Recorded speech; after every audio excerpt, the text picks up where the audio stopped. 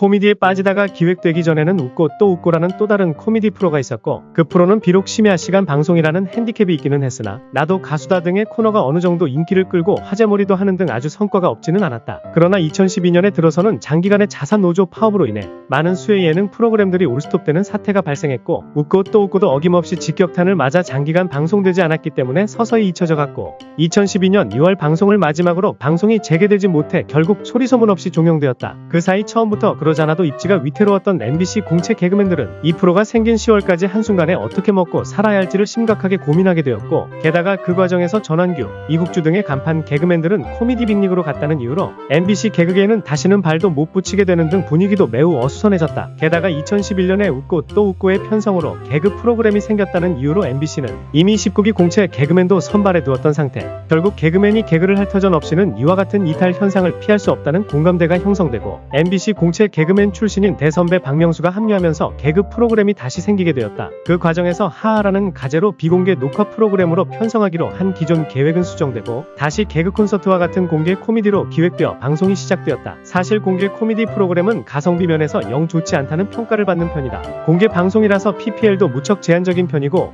전담 작가도 따로 기용해야 하고, 소품 비용도 무시하지 못하며, 아이디어 회의에 참가한 사람들의 인건비 문제도 있어서 집단 출연이 불가피하기 때문에 자연히 출연료도 높게 책정된다. 그러면서도 개그 프로그램은 프로그램 특성상 특정 계층 비하, 폭력성, 선정성 등의 이슈 논란을 늘 몰고 올 수밖에 없는 운명이기 때문에 높으신 분들 입장에서는 차라리 심야 시간대에는 음악 방송이나 리얼 버라이어티를 편성하고 말지, 개그 프로그램은 자연히 홀대될 수밖에 없고, 개그 콘서트 정도의 넘사벽 수준의 입지와 위상을 자랑하지 못하는 이상 개그 프로그램은 언제나 종영 1순위 타깃으로 갈려나가기 마련이다. 종편에서 경쟁적으로 선보였던 코미디쇼 코코와 개그공화국, 개그시대 등의 개그 프로들이 채 1년을 못 버티고 추풍낙엽처럼 금방금방 사라졌던 이유도 결국은 가성비 문제를 해결하지 못했기 때문이다. 이런 상황에서 가까스로 개그 프로그램을 유지하더라도 편성 시간이나 제작 환경은 자연히 열악해지며, 이는 프로그램의 질 저하로도 이어지는 악순환으로 이어진다. 그래서 유재석, 박명수 같은 아무리 SSS급 원로 개그맨이더라도 높은 출연료를 보장받지 못하는 상황에서 출연료도 잦은 삭감하고 사적인 스케줄까지 쪼개 긴 시간이 걸리는 아이디어 회의에도 참석한 박명수의 태도는 대인배답다고 칭송할 만하다. 어쨌든 방송사의 최고 간판 개그맨이 직접 뛰어들어 개그 프로그램을 부활시켰는데도 적절한 시간대를 못 찾다가 간신히 심야 시간대로 프로그램이 편성됐다는 것은 현재 MBC 개그 프로그램의 구슬픈 현주소를 대변해주는 대목. 방송 초창기에는 박명수가 정통 개그 프로그램에서 신인 내지 중고신인 개그맨들을 육성한다는 컨셉의 거성사관학교 코너를 맡는다는 점을 홍보하였고,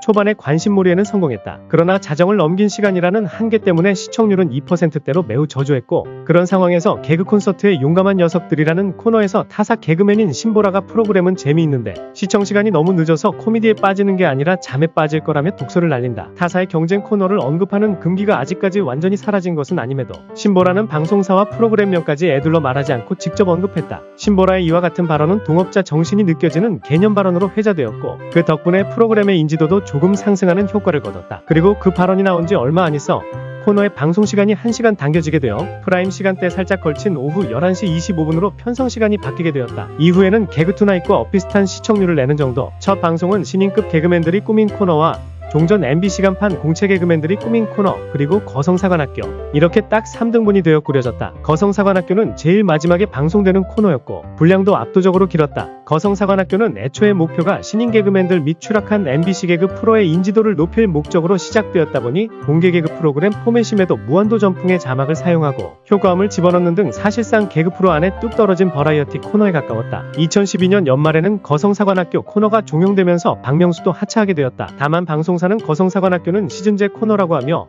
2013년 초에는 다시 2기로 박명수가 합류한다고 밝혔으나 방송이 종영될 때까지도 편성된 경우는 없었다. 2013년 3월 시간대 개편으로 일요일 오후 11시 50분으로 방영시간이 옮겨졌다. 이전 시간대에서 개그투나잇을 소폭 앞서던 시청률이 다시 추락하기 시작하며 개그투나잇이 웃음을 찾는 사람들로의 부활을 선포하며 일요일 오전 10시 45분으로 옮기면서 더욱 희비가 갈린다. 여담으로 코미디 빅리그에서 아사민으로 활동하는 이상준과 예재영이 SBS 출신 개그맨임에도 최고야라는 코너로 코빅과 콧바를 동반 출연했었다. 코빅 출연진의 이름이 올라가 있는 유상엽과 홍가람이 출연하는 것도 그렇고 SNL 코리아에 동반 출연하는 정성호와 정명옥을 보면 지상파와 케이블 겹치기 금지가 폐지된 모양이다. 2013년 6월 8일 이 프로그램에 출연하던 코미디언 함유주를 교통사고로 잃은 일이 발생하면서 MBC 희극인들이 충격에 빠지는 일이 발생하였다. 2014년 4월 6일 방송분을 끝으로 종영되었으며 후속으로 코미디의 길이 5월 11일부터 방송되었다. 하지만 방영 시간대는 그대로다. 코미디의 길에는 개그맨 박준영과 최국 등이 합류한다. 그런데 이 코미디의 길도 4개월 만에 종영되어 버렸다. 결국 코미디의 길을 끝으로